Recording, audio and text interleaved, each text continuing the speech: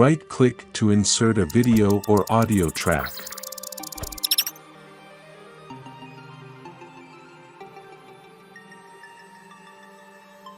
Then we drag a media to the timeline.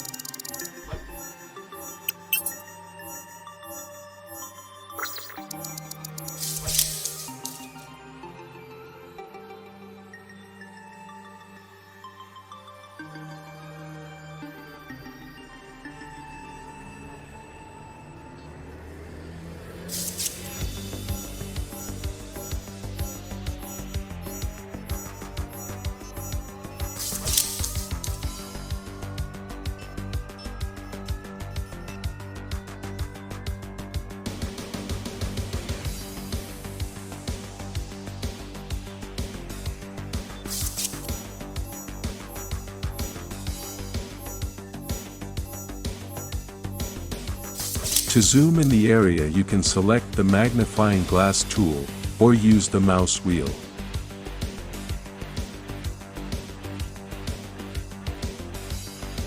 I always recommend testing how the animation turns out. Going back and forth all the time.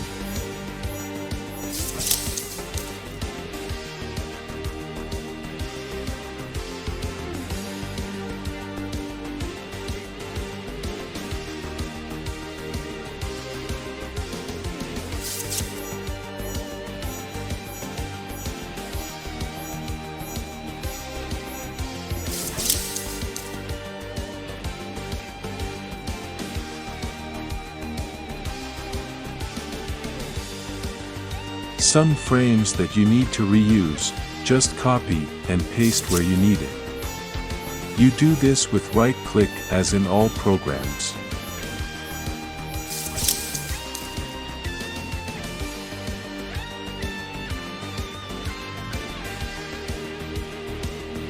The zoom in the timeline is done with the mouse wheel as well. If what you want is to scroll down to the other video tracks, in case you have many, press Ctrl and use the mouse wheel.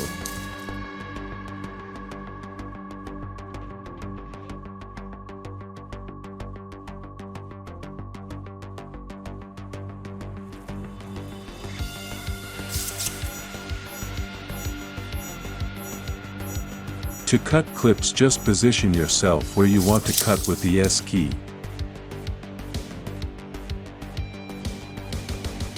To select, hold Ctrl plus click. If you are going to do it with the normal editing tool,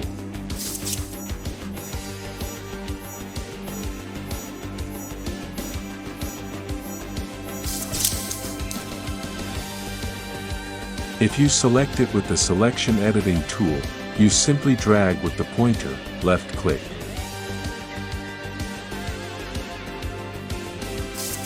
The cursor synchronization tool must always be activated so that it is reflected in the main timeline. This way you'll know exactly where you are along the timeline when you're editing an animation.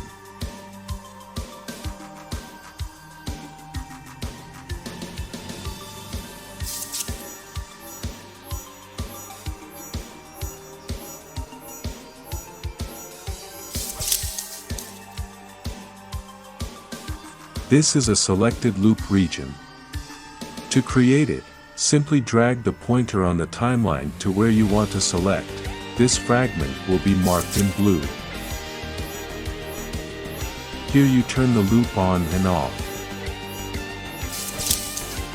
In this section you can see where that region starts. What minute does it end? And the duration of the entire selection. This is useful when you need to know the exact duration of said fragment, whether you need to add some explanation in that video time or include some effect in that area.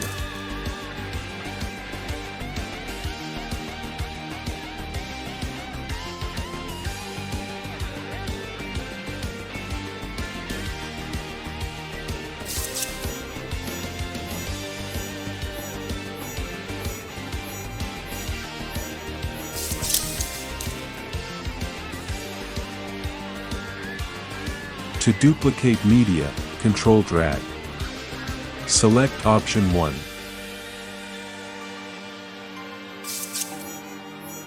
We are going to use another animation system.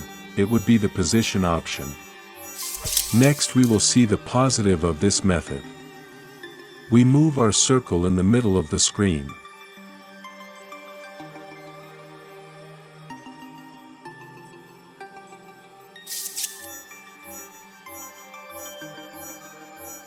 This is a little trick that can serve as a guide to locate our elements in exact places where we want greater precision in their location.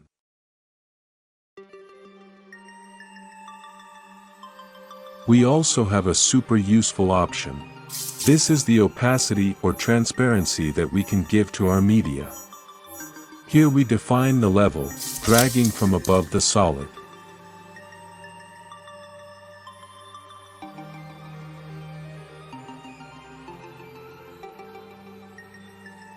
We create a semi-transparent square in the middle of our circle so that it sits in the exact same location as the other frames. We adjust it.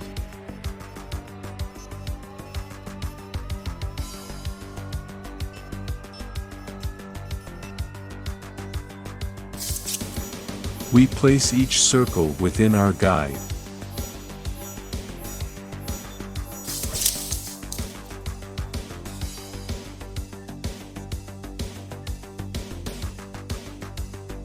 Once everything is in order, we can withdraw our brand.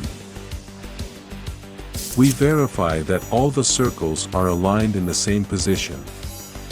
Once we have it ready, we start with the position frames.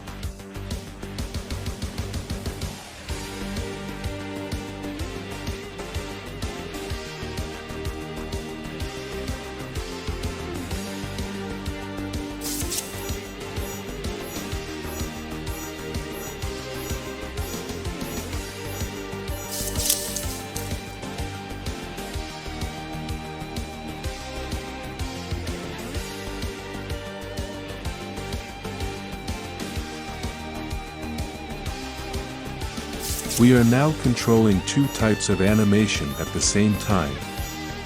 The transformation of the oval and its movement, but separately.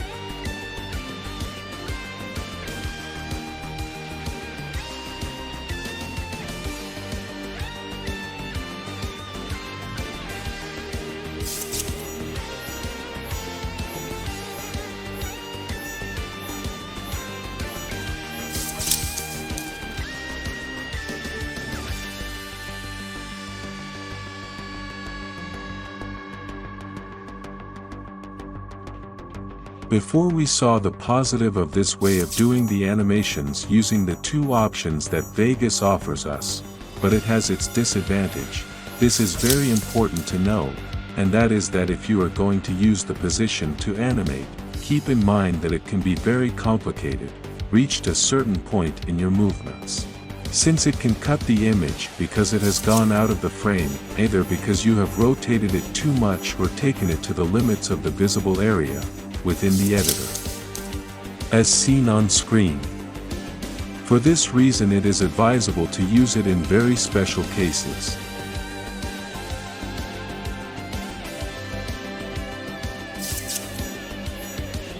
If you want to animate with little difficulty along the way, I advise you to do it with the masks.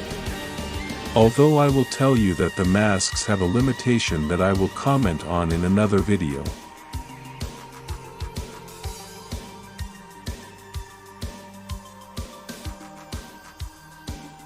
This has been all for now.